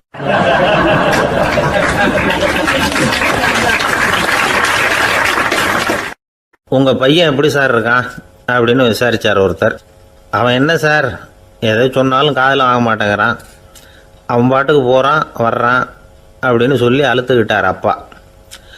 பெரியவங்க சொல்கிறத சின்ன பிள்ளைங்க கேட்கறது இல்லைங்கிறது ஒரு குறை, பெரியவங்க சொல்கிறது சின்ன பிள்ளைங்க காதிலேயே விழறது இல்லைங்கிறது ஒரு குறை. இது கொஞ்சம் சீரியஸான விஷயம், கவனித்து பார்க்கணும். ஒரு குழந்தைக்கு காது சரியாக கேட்குதா இல்லையா அப்படிங்கிறத நாம் தான் கவனித்து பார்த்து கண்டுபிடிக்கணும். அதுவாக நம்மக்கிட்ட தவழ்ந்து வந்து அப்பா எனக்கு காது கேட்கல, அழைச்சிட்டு போங்க டாக்டர்கிட்ட அப்படின்னுலாம் சொல்லிகிட்டு இருக்காது. அது சரி, ஒரு குழந்தைக்கு காது சரிவர கேட்குதா இல்லையா அப்படிங்கிறத முன்கூட்டியே நாம் தெரிஞ்சுக்கிறது எப்படி? அதுக்கு சில வழி இருக்குது. உங்கள் குழந்தைய கொஞ்சம் அப்படி கவனித்து பாருங்கள். அடிக்கடி ஜலதோஷம், காதில் அரிப்பு ஏற்படுதா, மூக்கு விரிவாகவும் அப்புறம் டான்சில், அடினாய்டு, சத அழற்சி இது மாதிரி ஏதாவது இருக்கா, வாயிலிருந்து எச்சில் ஒழுகுதா, குழந்தை வாயினால் சுவாசிக்குதா, பற்கள் முன்னாடி தள்ளி வளருதா, இதெல்லாம் அதுக்கு அறிகுறி. அப்புறம் இந்த VBDF TH இப்படி இந்த ஒலிகள் சேர்ந்த வார்த்தைகளை குழந்தை சரியாக புரிஞ்சுக்காது. இப்போ உதாரணத்துக்கு பட்டுன்னு சொல்லு குழந்தை அப்படின்னீங்கன்னா அது கட்டுன்னு சொல்லும். அதாவது பட்டு சவுண்டை அதால் புரிஞ்சுக்க முடியல. அப்புறம் உங்கள் குழந்தை உங்களை உறக்க பேச சொல்கிறானா, அடிக்கடி கேள்வி கேட்குறானா, சாப்பிட்றப்போ கவனம் இல்லாமல் இருக்கானா, படிப்பில் போதுமான முன்னேற்றம் இல்லையா, வகுப்பில் சரியாக கவனிக்கிறது இல்லையா, இப்படிலாம் இருந்தால் ஆரம்பத்திலேயே டாக்டர்கிட்ட அழைச்சிட்டு போய் சிகிச்சையை ஆரம்பிச்சுடலாம், குணப்படுத்தி விடலாம். குழந்தைக்கு காது சரியாக கேட்கலன்னா நீங்கள் செய்ய வேண்டியது என்ன தெரியுமா? அவனுக்கு காது கேட்கலேங்கிறதுக்காக அவன் முன்னாடி சத்தம் போட்டு பேசக்கூடாது. மெதுவாக சீராக பேசணும், அவனை பார்த்து பேசணும். உங்கள் உதட்டு அசைவுகள் அவனுக்கு உதவும், அதை பார்த்தே புரிஞ்சுக்குவான். நீங்கள் வாயில் வெத்தலை பாக்கு போட்டுக்கிட்டோ புகை பிடிச்சிக்கிட்டோ பேசக்கூடாது. அப்படி பேசினா அவனால் அந்த உச்சரிப்பை சரியாக புரிஞ்சுக்க முடியாது. ஒரு வார்த்தையை சொல்கிறீங்க, அவனுக்கு புரியல அப்படின்னா அதே வார்த்தையை மறுபடியும் சொல்லணும். அவனுக்கு நீங்கள் முதல்ல சொன்ன வார்த்தை புரியலேன்னு நினச்சிக்கிட்டு மறுபடியும் திருப்பி சொல்கிறப்போ அதே அர்த்தம் வரக்கூடிய வேறு வார்த்தையை சொல்லக்கூடாது. இப்படிலாம் நடந்துக்கிட்டால் அவனுக்கு மன திடத்தை ஏற்படுத்த முடியும். இல்லைன்னா அவனுக்கு தாழ்வு மனப்பான்மை வந்துடும்.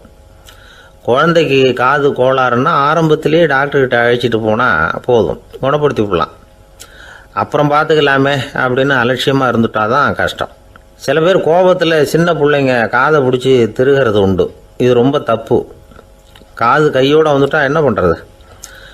ஒரு வேடிக்கை கதை, அது கதை தான், நிஜமாக நடந்ததில்லை, அது மாதிரி நடக்காது. ஒரு வேடிக்கைக்காக சொல்லப்படுற கதை.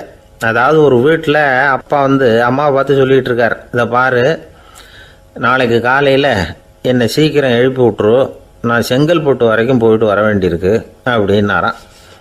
இதை அவங்க பையன் காதில் வாங்கிட்டு இருக்கான். அப்பாவுக்கு சிரமம் வேண்டாமே அப்படின்னு நினச்சி அவனே காலையில் யாருக்கும் தெரியாமல் எழுந்திரிச்சு புறப்பட்டு செங்கல்பட்டுக்கு போட்டான். சாயந்தரமாக திரும்பி வந்தான். அப்பா பையனை காணாமல் அலமோதிக்கிட்டு இருக்கிறார். சாயந்தரமாக பையனை பார்த்ததும் எங்கடா போயிட்டு வந்தேன்னு கேட்டார் கோவமாக. செங்கல்பட்டுக்கு போயிட்டு வந்தேப்பா, நீ வீணா அலைய வேண்டாமேன்னு அப்படின்னா. எதுக்கடா போனேன்னு அதட்டினார். அதான்ப்பா, நீ நேற்று அம்மா கிட்ட சொல்லிக்கிட்டு இருந்த, அதை காதில் வாங்கினேன், உனக்காக நான் போயிட்டு வந்தேன் அப்படின்னா. உடனே எந்த காதில் வாங்கினேன் அப்படின்னு சொல்லி காதை பிடிச்சி திருகினார். அந்த காது கையோடு வந்துட்டுது. இது நடந்து கொஞ்ச நாள் கழித்து அந்த அப்பாவும் பையனும் கடத்தெருவில் போய்கிட்டு இருக்கிறாங்க. எதிரில் ஒரு நாய் ஓடி வந்தது. அதுக்கு 2 காதும் இல்லை. என்ன இது, இந்த நாய்க்குட்டிக்கு 2 காதும் இல்லை அப்படின்னார் அப்பா. அதுக்கு பையன் சொல்கிறான், அப்பா அது 2 தடவை செங்கல்பட்டுக்கு போயிட்டு வந்துடுவோம் அப்படின்னானா.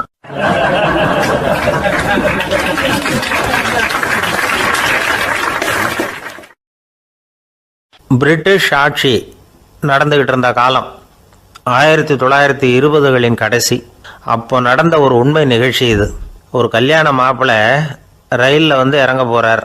அவரை வரவேற்க ஒரு ராஜ குடும்பமே வந்து காத்துக்கிட்டு இருக்குது. மங்களூர்லேருந்து வந்து இறங்குற அந்த மாப்பிள்ளை யார் தெரியுமா? ஒரு நாய். உண்மைதான், அந்த நாய்க்கு தான் கல்யாணம். சுதேசி சமஸ்தானத்து மன்னர்களில் ஒருத்தர் ஜூனாகட் மகாராஜா. அவரோட வளர்ப்பு நாய் ரோஷனாரா.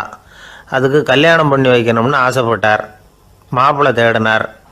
மங்களூர் மகாராஜாவோட வளர்ப்பு நாய் ஒன்று இருந்தது, பேர் பாபி. இது ரெண்டுக்கும் கல்யாணம் நடத்த முடிவு பண்ணார். திருமணத்துக்கு வேண்டிய எல்லா ஏற்பாடுகளையும் பண்ணுங்க அப்படின்னு உத்தரவு போட்டார். ஆயிரக்கணக்கான அழைப்புதழ்கள், பல சமஸ்தான மன்னர்கள், ஜமீன்தார்கள், பிரிட்டிஷ் அதிகாரிகள், பெரிய பணக்காரங்க, இப்படி நிறைய பேருக்கு அழைப்புதழ்கள் அனுப்பி வச்சாங்க. பத்திரிகையை பார்த்தவங்கெல்லாம் திகைச்சு போயிட்டாங்களாம். இருந்தாலும் என்ன பண்ணுறது, ராஜாவே அழைக்கிறார், போகாமல் இருக்க முடியுமா? அந்த சமயத்தில் நாட்டின் கவர்னர் ஜெனரலாக இருந்தவர் வந்து இர்வின் பிரபு. அவருக்கும் ஒரு பத்திரிகை போயிருக்குது. வாங்கி பார்த்ததும் அவருக்கு பயங்கர எரிச்சல். உடனே குப்பை தொட்டியில் போட்டுவிட்டாராம். மாட்சிமை தங்கிய பிரிட்டன் சக்கரவர்த்தியின் பிரதிநிதியான தன்னை கேவலம் ஒரு நாயின் திருமணத்துக்காக அழைக்கிறதா அப்படின்னு அவருக்கு ஆத்திரம். இருந்தாலும் கல்யாணம் பிரமாதமாக நடந்துதான். கல்யாணத்தன்னைக்கு பொண்ணுக்கு ஸ்பெஷல் குளியல், தண்ணீருக்கு பதிலாக வாசனை திரவியங்கள், பன்னீர், குளித்ததுக்கு அப்புறம் அலங்காரம், வைர மாலை, முத்து மாலை, ஏகப்பட்ட அலங்காரம். மாப்பிள்ளையை அழைக்கிறதுக்கு ரயில்வே ஸ்டேஷனில் ராஜ குடும்பமே காத்துக்கிட்டு இருக்குது. அவங்களோட வளர்ப்பு நாய்கள் 250. அத்தனை நாய்களுக்கும் பட்டு துணி போத்தி இருக்குது. முத்து வடங்கள் அணிவிச்சிருக்கிறாங்க. எல்லாம் ராஜ நாய்கள். அதுகளையும் வீதியில் நடக்க விடலையாம். அதுகளை சுமந்துக்கிட்டு போக அலங்கரிக்கப்பட்ட யானைகள் காத்துக்கிட்டு இருக்குதான். மாப்பிள்ளைக்கு வரவேற்பு எப்படி தெரியுமா? அது நடந்து வர்ற பாதை பூரா ரத்தன கம்பளம் விரிச்சிருக்குது. 2 பக்கமும் ராஜாங்க அதிகாரிகள் கைகட்டி நிற்கிறாங்க. அரசு படை வீரர்கள் அணிவகுப்பு மரியாதை செலுத்துகிறாங்க. அந்த நாய் ராஜ மரியாதையோடு நடந்து வருது. நகையெல்லாம் போட்டுக்கிட்டு வருது. திருமண மண்டபத்துக்கு வந்து சேருது. அங்கே கல்யாணம் அமோகமாக நடக்குது. இந்த திருமணத்தை முன்னிட்டு அந்த ஜூனாகட் சமஸ்தானத்துக்கு 3 நாள் விடுமுறை வேறு. கல்யாணத்துக்கு வந்திருந்தவங்களுக்கெல்லாம் ஏக தடபுடலாக விருந்து, நாட்டியம் எல்லாம் பிரமாதமாக நடந்து தான். இந்த கல்யாணத்தில் கலந்துக்க வந்திருந்த மற்ற சமஸ்தானத்து மன்னர்கள், தீவான்கள், அரச குடும்பத்தினர், இப்படி அவங்க 700 பேராம். அவங்க வந்து போகிறதுக்காக விசேஷ ரயில்கள்லாம் வேற விட்டுருக்காங்க. கல்யாணம் முடிஞ்சதும் அந்த நாய் தம்பதிகளோட பெரிய பெரிய மன்னர்கள்லாம் ஒன்றா உட்காந்து சாப்பிட்டாங்களாம். ஏர் கண்டிஷன் அறையில் அந்த தம்பதிகள் கொஞ்ச காலம் வாழ்ந்துருக்கிறாங்க. கொஞ்ச நாளில் மாப்பிள்ளைக்கு மரியாதை குறைய ஆரம்பிச்சுட்டுது. வெளியில் துரத்தி விட்டாங்களாம். அந்த பெண் நாய் மட்டும் ராஜ போகங்களை அனுபவித்து வந்து தான். இந்த கல்யாணத்தை பார்த்துட்டு தொடர்ந்து மற்ற சமஸ்தானத்து மன்னர்களும் நாய் திருமணங்கள் நடத்த ஆரம்பிச்சுட்டாங்களாம். இது உண்மையில் நடந்திருக்குது. இப்படி அது இருக்கட்டும். இப்போ நம்ம கதைக்கு வருவோம். ஒரு ராஜாவுக்கு ரொம்ப நாள் கழித்து ஒரு குழந்தை பிறந்து தான். அரண்மனை ஜோசியரை கூப்பிட்டுருக்கார் ராஜா. ஜோசியரே, என் மகன் வருங்காலத்தில் சிறந்த வாள் வீரனாக வரணும்னு ஆசைப்படுறேன். வருவானாங்கிறத கொஞ்சம் பார்த்து சொல்லுங்களேன் அப்படின்னாராம். ஜோசியர் சொன்னார், மன்னா, உங்கள் புள்ள வாள் வீரனாக வர்றது கஷ்டம். ஆனால் அவரும் உங்களை மாதிரியே நாய்க்குட்டிகள் பேரில் பிரியமாக இருப்பார். அதுகளுக்கு கல்யாணமும் பண்ணி வைப்பார் அப்படின்னாராம். அது எப்படி கண்டுபிடிச்சிங்க அப்படின்னு கேட்டிருக்கார் ராஜா. அரசே, உங்கள் பிள்ளைக்கு வாள் மேலே உள்ள பிரியத்தை காட்டிலும் நாய் மேலே உள்ள பிரியம் அதிகங்கிறதுக்கான அறிகுறி இப்போவே தெரியுது. நல்லா கவனித்து பாருங்கள். அவர் வாழ்னு கத்துறாரு அப்படின்னாரு.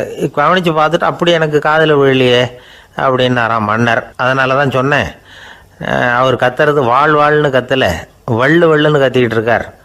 அதனால தான் அப்படி சொன்னேன் அப்படின்னாராம் அரண்மனை ஜோசியர்.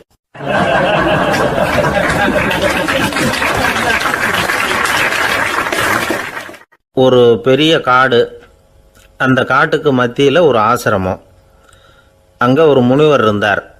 பல இடங்கள்லேருந்து வர்ற குழந்தைகளுக்கு அவர் வந்து பாடம் சொல்லி கொடுத்துக்கிட்டு இருக்கிறார். ஏழை பணக்காரர் அப்படிங்கிற வித்தியாசம்லாம் கிடையாதுங்க. எல்லாரும் அவர்கிட்ட தங்கள் பிள்ளைகளை வந்து அனுப்பி வச்சாங்க. மன்னர்களுடைய பிள்ளைங்க கூட அங்கே அவர்கிட்ட தான் படிக்கிறதுக்கு வருவாங்க. ஆனால் அந்த முனிவரை பொறுத்த வரைக்கும் எல்லா பிள்ளைங்களும் ஒன்று தான். இது யார் வீட்டு பிள்ளைன்னெல்லாம் பார்க்க மாட்டார். எல்லாரும் சமம். மாணவர்கள்லாம் அங்கேயே மாத கணக்கில் வருஷ கணக்கில் தங்கி இருந்து பாடம் கற்றுக்கிட்டு போகிறது வழக்கம். அவராக பார்த்து போகணுன்னு சொல்கிற வரைக்கும் அங்கேயே இருக்கணும், படிக்கணும். குருகுல வாசம். ஒரு சமயம் ஒரு ராஜகுமாரனும் அவர்கிட்ட வந்து படிச்சுக்கிட்டு இருந்தான். அவனுக்கு ஒரு 15 வயசு இருக்கும். சில வருஷம் கழித்து இந்த முனிவர் தன்கிட்ட இருக்கிற மாணவர்களுக்கெல்லாம் பரீட்சை வச்சார். அவங்களுடைய அறிவு முதிர்ச்சியை கணிக்கிறதுக்காக பல சோதனைகள்லாம் வச்சார். ஒவ்வொருத்தராக பார்த்து இனிமேல் நீங்கள் வந்து உங்கள் வீட்டுக்கு போகலாம் அப்படின்னு சொல்லி அனுப்பி வச்சுக்கிட்டு இருக்கிறார். எல்லோரும் போயிட்டாங்க. கடைசியாக மிஞ்சி இருந்தது ஒரே ஒரு மாணவன். அவனை மட்டும் வீட்டுக்கு அனுப்பல. யார் அந்த பையன் தெரியுமா? அவன்தான் அந்த ராஜகுமாரன். ராஜகுமாரனுடைய தந்தைக்கு, அதுதான் அந்த ராஜாவுக்கு, அங்கே வயசு ஏறிக்கிட்டே போகுது. என்ன இது, படிக்க போன பையன் இன்னும் திரும்பி வரலையே அப்படின்னு நினச்சார். வந்துட்டா சீக்கிரமாக அவனுக்கு பட்டம் கட்டிவிட்டு நாம் விலகிக்கலாமே அப்படின்னு நினச்சார். கல்யாணம் வேறு பண்ணி பார்க்கணும் பையனுக்கு. ஆனால் பையன் வர்ற வழியை காணும். ராஜா பார்த்தார். சரி, நேர்லேயே போய் என்னன்னு தெரிஞ்சுட்டு வந்துடுவோம் அப்படின்னு காட்டுக்கு புறப்பட்டார். அங்கே போய் முனிவரை பார்த்தார். முனிவர் வந்து இவரை அன்பாக வரவேற்று உட்கார வச்சார். அதுக்கப்புறம் ராஜா மெதுவா, எல்லாரையும் வீட்டுக்கு அனுப்பி வச்சுட்டிங்களாமே, ஏன் பிள்ளைய மட்டும் அப்படின்னு சொல்லி மெதுவாக இழுத்தார். முனிவர் வந்து இதுக்கு உடனே பதில் சொல்லலை. ராஜாவை கூப்பிட்டுட்டு போய் விருந்தினர் குடிசையில் தங்க வச்சார். அதுக்கப்புறம் சொன்னார், உங்கள் மகன் வந்து எல்லா பாடங்கள்லேயும் முதலிடம் வாங்கியிருக்கான். இப்படி முதலாவதாக வர்ற மாணவனுக்கு நாங்கள் இன்னொரு தேர்வு வைக்கிறது வழக்கம். அதுலேயும் அவன் வந்து முதலாவதாக வந்துட்டான்னா அவன் ஒரு பெரிய வித்வான் அப்படிங்கிற கௌரவத்தை அடைஞ்சிருவான் அப்படின்னார். அதாவது முனிவர் அப்படி சொல்கிறார். அப்படி சொல்லிவிட்டு போயிட்டார் அவர். ராஜா அங்கேயே தங்கிட்டார். ராத்திரி படுத்து தூங்கினார். காலையில் எழுந்திரிச்சு அந்த குடிசைக்கு வெளியில் வந்தார் பல்லு விளக்கிறதுக்காக. அந்த சமயத்தில் தூரத்தில் ஒருத்தன் ஒரு கையில் கோடாலியை வச்சுக்கிட்டு தலையில் ஒரு பெரிய விறகு கட்டை சுமந்துக்கிட்டு வந்துக்கிட்டு இருக்கிறது மாதிரி தெரிஞ்சுது. யாராவது விறகு வெட்டியாக இருக்கும் அப்படின்னு நினச்சார் ராஜா. கிட்ட வந்ததும் உத்து பார்க்குறாரு. பார்த்தா அது தன்னோட புள்ள. திகைச்சு போயிட்டார். என்ன இது, ஒரு ராஜகுமாரனை கூட இது மாதிரி வேலையெல்லாம் செய்ய சொல்கிறாங்களே அப்படின்னு நினச்சார். ராஜகுமாரன் வந்து விறகு கட்டை கொண்டுகிட்டு போய் கொல்லை பக்கம் வச்சான். அந்த சமயம் முனிவர் அங்கே வந்தார். என்ன மகனே, விறகு வெட்டிட்டு வந்துட்டியா? சரி, இப்போ வந்து ஒரு துடைப்பத்தை எடுத்துக்கோ, விருந்தினர் குடிசையின் வாசல் பக்கத்தை கூட்டி பெருக்கி சுத்தம் பண்ணு போ அப்படின்னார். அப்படியே செய்கிறேன் குருவே அப்படின்னு சொல்லிவிட்டு போனான். சுத்தம் பண்ண ஆரம்பிச்சிட்டான். ராஜா பார்த்தார் இதை. உடனே ஓடியாந்தார். மகனே, என்ன காரியம் பண்ணுற? துடைப்பத்தை கீழே போடுனார். இப்போ அந்த ராஜகுமாரன் சொல்கிறான், தந்தையே, இது வந்து என்னுடைய குருதேவரோட உத்தரவு. இங்கே வந்து நான் ஒரு மாணவன். இங்கே அரசனும் ஒன்று தான், ஆண்டியும் ஒன்று தான். குருதேவர் சொல்கிறத மறுக்காமல் செய்கிறது தான் எங்கள் கடமை அப்படின்னா. இந்த சமயம் முனிவர் அங்கே வந்தார். இவனை வந்து முதுகில் தட்டி கொடுத்தார். அப்புறம் ராஜா கிட்ட சொன்னார், அரசே, உங்கள் புள்ள எங்கள் கடைசி தேர்வுலேயும் வெற்றி பெற்றுட்டான். பணிவு தான் மாணவர்களின் மிக உயர்ந்த குணம். குருநாதர் சொல்றது மனசுக்கு பிடிக்கலன்னா கூட மறுக்காம செய்யணும். அப்படி செய்யறதுனால எதை செய்யலாம் எதை செய்யக்கூடாது அப்படிங்கிற விவேகம் அவங்களுக்கு வந்துடும். செய்யக்கூடாததை கூட பெரியவங்க சொல்லிவிட்டா செஞ்சுதான் ஆகணும் அப்படிங்கிற பணிவு அவங்களுக்கு வந்துடும். இந்த குணம் வந்துட்டுதுன்னா அவங்க எத்தனை கடினமான வேலையாக இருந்தால் கூட ரொம்ப சுலபமாக செஞ்சு முடிச்சிருவாங்க. தூக்கத்திலேயும் அப்புறம் துக்கத்திலேயும் தோண்டு போட மாட்டாங்க. இந்த பணிவும் விவேகமும் அவங்கக்கிட்ட மன உறுதியை ஏற்படுத்தும். அந்த உறுதி உங்கள் பையனுக்கு வந்தாச்சு. இனிமேல் அவனை நீங்கள் அழைச்சிட்டு போகலாம். அவன் நிச்சயமாக பேரும் புகழும் பெறுவான் அப்படின்னார். ராஜா அவரை பார்த்து, குருதேவா, புரிஞ்சுக்கிட்டேன், என்னை மன்னிக்கணும் அப்படின்னாரு. அதுக்கப்புறம் மகனை அழைச்சிக்கிட்டு நாட்டுக்கு திரும்பி வந்துட்டார். இந்த கதையை இன்று ஒரு தகவலில் சொல்லுங்கள் சார், உங்கள் நிகழ்ச்சியில் சொல்லுங்கள் சார் அப்படின்னு சொல்லி மாணவர்கள் கேட்டால் பணிவாக இருக்கிறது எப்படி அப்படிங்கிறத புரிஞ்சுக்குவாங்க அப்படின்னு சொன்னார் ஒருத்தர். சரி சொல்லுவோம், அதுக்கு முன்னாடி நேர்லேயே ஒரு பையன்கிட்ட சொல்லி பார்க்கலாமே அப்படின்னு தோணுச்சு. உடனே ஒரு பையனை கூப்பிட்டோம். ஏன்பா, உங்கள் வாத்தியார் உனக்கு இது மாதிரி ஒரு பரீட்சை வச்சா என்ன பண்ணுவேன் அப்படின்னு கேட்டோம். நானும் அப்படி தான் சார் நடந்துக்குவேன், விறகு வெட்டுவேன், தொடப்பத்தினால கூட்டி சுத்தம் பண்ணுவேன், உடனே செஞ்சு முடிச்சிருவேன் சார் அப்படின்னா. பலே பரவாயில்லையே அப்படின்னோம். ஆமாம் சார், அப்படி செஞ்சால் தானே வீட்டுக்கு அனுப்புவார், இல்லைன்னா இன்னொரு வருஷம் இங்கேயே இருந்து படின்னு சொல்லி விடுவார், அதனால் அப்படி செய்வேன் அப்படிங்கிறான் அந்த பையன். ஒரே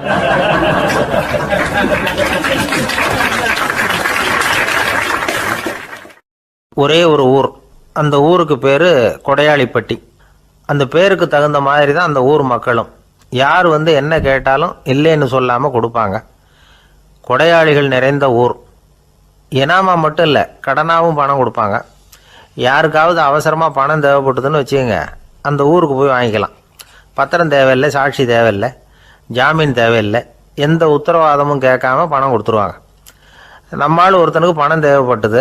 சொந்த பந்தமெல்லாம் கேட்டு பார்த்தா யாரும் கொடுக்குற வழியாக தெரியல.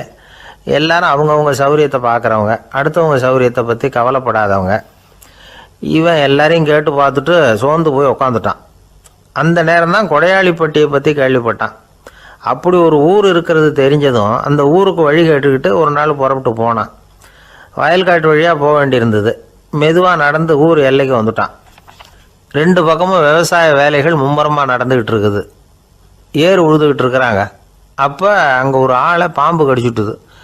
பக்கத்தில் வேலை செஞ்சுக்கிட்டு இருந்தவங்க ஓடி வந்தாங்க. அவசரமாக செய்ய வேண்டிய முதல் உதவியெல்லாம் செஞ்சு பார்த்தாங்க. பலன் இல்லை. அந்த ஆள் செத்து போட்டான். அவன் செத்து விட்டான்னு தெரிஞ்சதும் அவனை தூக்கி வரப்பு மேலே போட்டுட்டு எல்லாரும் அவங்கவுங்க வேலையை கவனிக்க ஆரம்பிச்சிட்டாங்க. அங்கே ஒரு ஆள் இவனை பார்த்து சொன்னான், ஐயா, நீங்கள் போகிற வழியில் இவன் சொந்தக்காரன், இவனுக்கு சோறு கொண்டுகிட்டு வருவான், இவன் இங்கே செத்துட்டான்னு அவங்ககிட்ட சொல்லிவிடுங்க அப்படின்னா. இவனுக்கு ரொம்ப ஆச்சரியம். என்னடா இது, பாம்பு கடிச்சுட்டுதுன்னதும் பதறி அடிச்சுக்கிட்டு ஓடி வந்தாங்க, செத்துட்டான்னதும் பேசாமல் தூக்கி போட்டுட்டு போயிட்டாங்க அப்படின்னு நினச்சிக்கிட்டே நடந்து போகிறான். எதிரில் சோறு கொண்டுக்கிட்டு ஒரு ஆள் வந்தான். இவன் விவரத்தை சொன்னான். அங்கே அவங்க சொந்தக்காரன் பாம்பு கடிச்சு செத்து போட்டான் அப்படின்னா. அவன் கொஞ்ச நேரம் அமைதியாக நின்னான். அதுக்கப்புறமா அங்கேயே வரப்பில் உட்காந்து கொண்டுகிட்டு வந்த சோத்தை தானே சாப்பிட்டு முடித்தான். பேசாமல் எழுந்திரிச்சு திரும்பி போயிட்டான். கொஞ்சம் கூட பதறல, அழலை. இப்படியும் ஒரு ஊரா அப்படின்னு நினச்சி ஆச்சரியப்பட்டுக்கிட்டே இவன் ஊருக்குள்ளே போனான். ஒரு பெரிய மனுஷனை பார்த்து பணம் கேட்டான். அவரும் இவனோட பேரையும் ஊரையும் மட்டும் விசாரிச்சுக்கிட்டு தேவையான பணத்தை கொடுத்துட்டார்.